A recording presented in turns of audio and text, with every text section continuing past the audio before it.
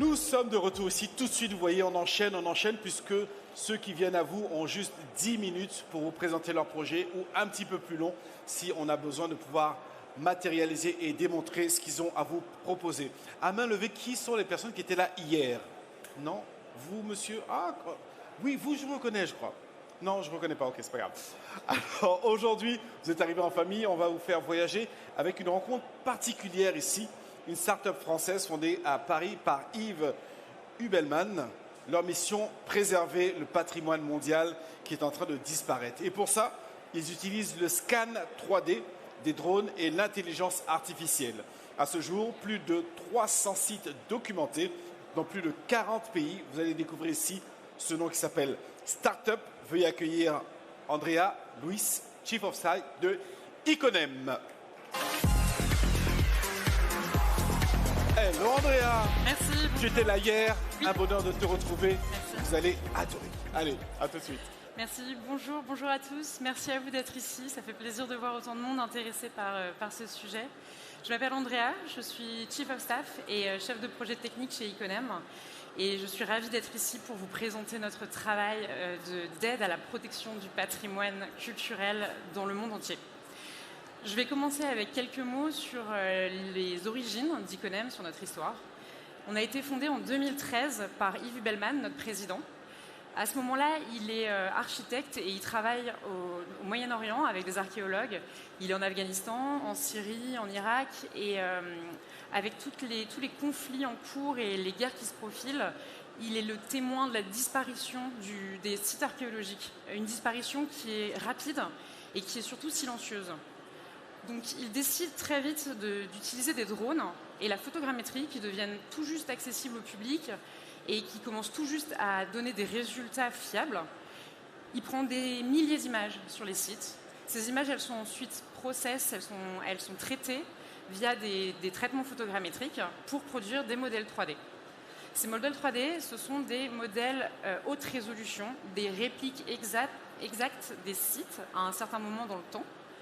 Et elles servent à la fois de documentation scientifique pour l'archivage et également de ressources pour les experts, pour qu'ils puissent continuer à travailler sur les sites, même si les sites disparaissent, même s'ils deviennent inaccessibles, comme c'est le cas avec ce site-là en Afghanistan, Messenac, qui a été transformé en mine et qui n'est plus accessible, mais qui continue d'être étudié par les experts grâce à nos modèles. Donc ce scan, ce travail de préservation digitale, il nous permet d'enregistrer l'état des sites, mais il nous permet aussi d'enregistrer l'état des destructions, les destructions elles-mêmes. Et ensuite, ça sert de support pour les travaux de restauration ou pour la recréation digitale de ces états qu'on a perdus. Tout au long de notre travail, on a été le témoin évidemment de la disparition du patrimoine à cause des guerres, mais aussi à cause d'autres facteurs qui jouent un rôle de plus en plus important comme le changement climatique et la montée des eaux, mais également le surtourisme et les nombreux challenges que le surtourisme pose aux sites même d'une envergure majeure et très bien maintenue.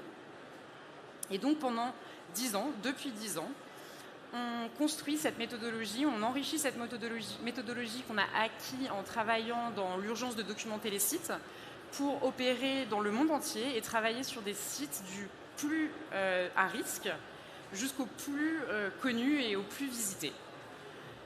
On a construit l'archive, la database la plus complète de scans 3D haute résolution de sites du patrimoine. Évidemment, tout ça n'aurait pas été possible si on n'avait pas continuellement, on s'était pas continuellement engagé dans une activité R&D très intense, si on n'avait pas utilisé les dernières innovations dans notre travail, ou si on ne s'était pas aligné sur les écosystèmes de la 3D ou du GIS, des informations systèmes. Au début, nos images, nos modèles, nos modèles 3D, ils nous servent à produire de la donnée pour la communauté scientifique qui protège le patrimoine culturel. Mais très très vite, on s'est rendu compte aussi que ces modèles, ils pouvaient servir à faire des images. Et c'est important l'image parce qu'elles nous permettent de raconter l'histoire de ces sites, de mieux raconter, de mieux transmettre l'histoire de ces sites. On a créé notre première exposition à Paris, au Grand Palais. Et cette première exposition, elle nous a permis de créer des images à partir des modèles 3D, des lieux dont les objets qui étaient exposés venaient. Et donc on pouvait, grâce à ces images, produire un contexte, donner à comprendre aux spectateurs le contexte de ces objets, les paysages d'où ils venaient et les histoires et les communautés humaines derrière ces paysages et derrière ces objets. On a continué depuis à combiner cette expertise en scan de grande envergure et cette expertise de création de films immersifs pour proposer de multiples manières d'explorer, de découvrir le patrimoine culturel pour le grand public. On a créé beaucoup d'expositions, beaucoup de contenus pour des musées partout dans le monde, pour des sites eux-mêmes parfois. On a expérimenté avec plusieurs formats comme la VR, les projections 360 ou les expériences en ligne. Et puisqu'on a en notre possession tous ces datasets, parmi lesquels des sites les plus importants du monde, et d'un autre côté cette expérience en création d'images qui permettent d'immerger les gens dans ces lieux, nous avons décidé de créer un catalogue des merveilles du monde. Je vais vous introduire quelques exemples de ces merveilles du monde, à commencer par Venise. Venise que nous avons eu la chance de scanner en 2020 pendant le Covid. On a envoyé 4 opérateurs là-bas pendant tout un été. Ils ont scanné l'entièreté de la ville. Et après quelques mois de processing des images, on a pu obtenir la couverture la plus intégrale existante de la ville, sa lagune, et de l'intérieur de certains de ses palais. Ce dataset, il a d'abord servi à faire une exposition au Grand Palais Immersive à Paris. Et le contenu a ensuite été adapté pour d'autres expositions, pour d'autres musées, pour être diffusé plus largement dans le monde, pour être diffusé sur des écrans incurvés ou dans des salles de projection 360. Ce même dataset, qui date d'il y a 5 ans, a été tout récemment retravaillé en utilisant les derniers progrès des pipelines d'infographie, de computer graphism. Avec un dataset aussi étendu de l'environnement urbain jusqu'au détail le plus fin des œuvres d'art des palais, on peut désormais créer de nouvelles explorations, emmener le visiteur dans de nouvelles visites de Venise. On peut se balader à travers ces canaux, ces rues, ces places, et on peut rentrer dans les palais. Par exemple, dans le palais des Doges, qu'on peut voir à l'écran, on peut rentrer dedans et puis on peut s'approcher des plafonds. Les plafonds du palais des Doges où ont été peints par le Tintoret des chefs-d'œuvre, mais qui sont très durs à voir quand on est sur place, parce qu'ils sont à 12 mètres de haut. C'est éclairé évidemment par des fenêtres qui datent de la construction. On peut voir en plus qu'il y a des rideaux. Mais grâce à la 3D, on peut redécouvrir ces peintures et on peut s'en approcher et les voir mieux et voir plus de détails. Un autre projet qui nous a beaucoup tenu à cœur et qui a été un milestone dans notre travail, c'est la collaboration avec Microsoft au Vatican.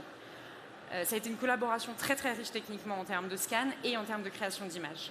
En 2023, on est commissionné pour aller faire le scan de la basilique de Saint-Pierre de Rome et pour créer une exposition in situ dans la basilique.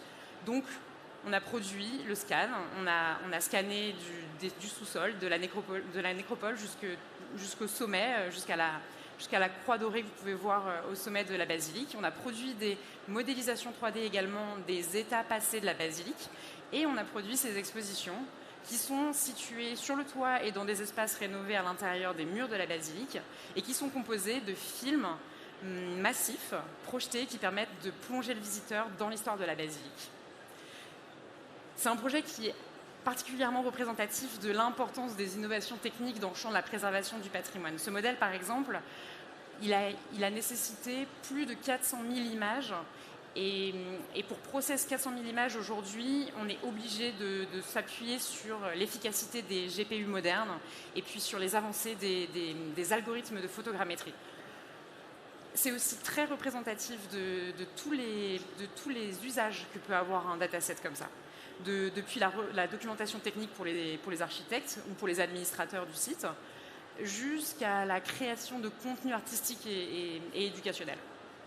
Et donc ce film, on a pu le créer grâce à ce dataset et de fait, on peut proposer une visite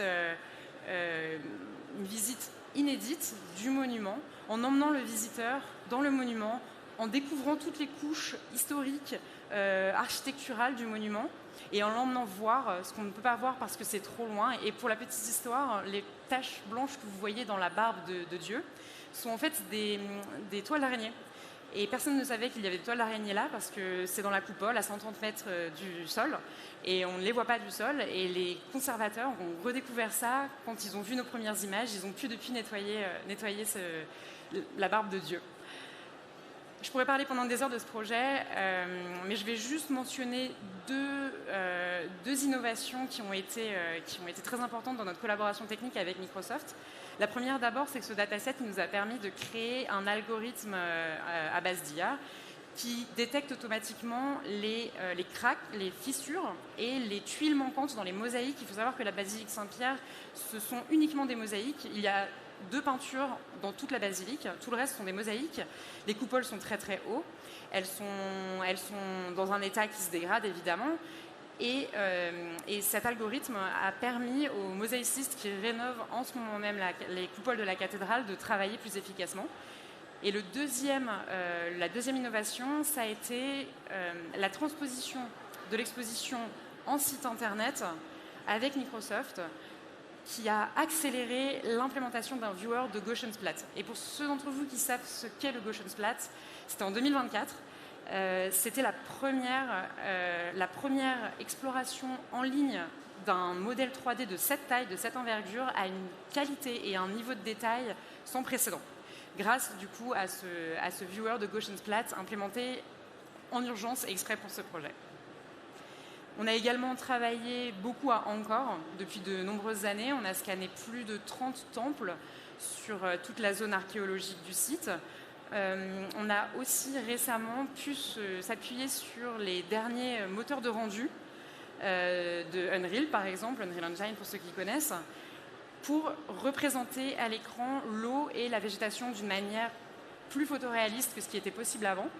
Et pouvoir donc immerger le visiteur dans l'histoire de ce site via des images encore plus prenantes, encore plus captivantes, parce qu'il faut savoir que l'eau et la végétation jouent un rôle important dans l'histoire de ce site. On ouvre bientôt un centre sur place avec les autorités du site et avec nos images dans une salle 360 qui propose d'enrichir la visite sur site des visiteurs par cette visite digitale. Et un dernier exemple, les fameuses images d'Angkor dont on est assez fiers, qui viennent de sortir, qui sont assez inédites, qui ont pu être donc process parce que ces nouveaux moteurs de rendu. Il faut savoir que ces sites-là, c'est une zone archéologique de plus de 400 km² et de nombreux sites qui sont enfouis dans la végétation. C'est quelque chose qui, en termes de modélisation 3D, de scan et de représentation dans des moteurs graphiques, demande énormément de ressources et qui nous a été rendu possible grâce aux dernières avancées justement de ces moteurs de rendu et de la photogrammétrie évidemment. Et donc un dernier exemple. Alors pardon, est-ce que la vidéo va se lancer ? Il semble y avoir un problème avec les vidéos, mais si elle finit par se lancer, vous pourrez voir Alula en Arabie Saoudite, qui est le pendant saoudien de Petra en Jordanie, pour ceux qui connaissent Petra et même Alula. C'est un site qui a été investi par la civilisation nabatéenne au IVe siècle avant Jésus-Christ. Et cette civilisation a creusé dans la roche ces tombes, ces structures cérémonielles, ces palais qui sont d'une taille incroyable et qui sont taillés dans ce paysage rocheux qui est très, très spécifique à cette région, qui est dans le désert, qui est très reconnaissable et qui est magnifique.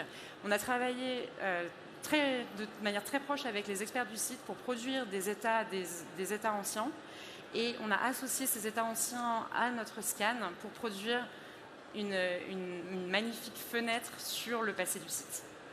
Voilà, je vous remercie pour votre attention. J'ai été ravie de vous présenter le travail d'Iconem, nos dernières images. J'espère que notre travail inspirera de nouvelles manières d'utiliser les technologies pour préserver ce que nous avons en commun. Bravo Andrea, on t'applaudit encore une fois. Merci beaucoup. Il nous reste un petit peu de temps Oui. pour recevoir 2-3 questions. En tout cas, fabuleux ce que moi j'ai vu. Ça m'a vraiment intéressé déjà hier, encore aujourd'hui. Alors, si vous avez des questions, nous avons Malou, notre très cher stage manager, qui a le micro. Alors, sentez-vous confortable à poser la question. Peut-être moi, je peux y aller, je peux poser une question, vous permettez? Comment vous travaillez avec les sites, justement? Déjà, partir d'un endroit en conflit pour aller prendre ces images, ça doit être compliqué. Mais sur des sites inaccessibles, comment vous fonctionnez? Comment vous travaillez avec les différents sites? Alors, c'est une excellente question, merci beaucoup. Il faut savoir que quand on travaille avec les sites, on produit de la donnée qui a été demandée, qui a été validée. On n'intervient pas de manière pirate sur les sites. Il y a évidemment des situations où la législation est trouble, puisque en zone de guerre, puisqu'on ne sait plus qui est en charge. On travaille toujours avec les experts des sites, les scientifiques, les historiens, les archéologues, pardon. Mais dans la majorité des cas, on travaille aussi directement avec les autorités des sites. De toute façon, quand elles existent, on travaille toujours avec elles. Soit ils nous demandent d'intervenir, soit nous intervenons. Nous nous mettons d'accord sur un cadre contractuel, sur ce que nous allons produire. Et ces autorités nous indiquent sur place ce qu'il est important de documenter. Et ensuite, dans le travail de production de contenu, surtout de production de contenu artistique, ils nous indiquent quel est le discours qu'ils veulent voir, quelle est la part de leur culture qu'ils veulent voir représentée, quelle est l'identité qu'ils veulent transmettre. Et voilà, c'est comme ça que nous travaillons avec les autorités. Dans l'intelligence d'une collaboration. Exactement. Excellent, merci beaucoup. Une question ici, je vois une dame, une main levée. Il nous reste 3 petites minutes. Oui, bonjour. Je voudrais savoir, est-ce qu'on a accès en tant que public à ces œuvres quelque part sur Internet ou est-ce qu'il faut se déplacer en musée? Merci pour votre question. Tous les modèles 3D qui sont mis en accès libre par les autorités des sites sont sur notre plateforme. Ce sont des modèles 3D, des point cloud, qui permettent de naviguer dans la 3D. C'est plutôt un outil technique. En termes de contenu artistique, alors évidemment, il y a nos expositions, dont certaines qui sont permanentes à la Saline Royale d'Arc-et-Senans. L'installation immersive sur les sites du patrimoine UNESCO est permanente et accessible au public. Nous avons aussi des installations à la Cité de l'Architecture et du Patrimoine depuis récemment qui permettent de créer un outil de médiation additionnel pour certaines maquettes. Et enfin, je pense que nous devons avoir, nous avons quelques showreels et quelques trailers sur YouTube, sur Vimeo et sur notre page web. Iconem, est-ce qu'on a une autre question? Oui, le monsieur juste devant. Bonjour madame. Bonjour. Je voudrais savoir comment vous financez ces opérations. Merci pour cette question. C'est en effet le cœur du problème, le nerf de la guerre. Au départ, ça a été beaucoup d'autofinancement, ce qui nous a donné une très grande liberté pour intervenir dans des zones où personne ne voulait investir. Ensuite, nous avons développé plusieurs types de collaborations et ça peut aller de la commande de prestations de services avec une autorité ainsi que des experts qui ont les moyens de s'acheter ça. Ça peut être du mécénat, ça peut être de la coproduction également. Mais dans l'ensemble, c'est beaucoup de recherche de fonds auprès des acteurs privés et des acteurs publics. Merci beaucoup. On va devoir arrêter ici. Bien entendu, sans manquer d'applaudir Andrea, s'il vous plaît. Merci beaucoup. Andrea Louis, Iconem, allez faire un tour sur le site internet. Merci. Je vous laisse repartir.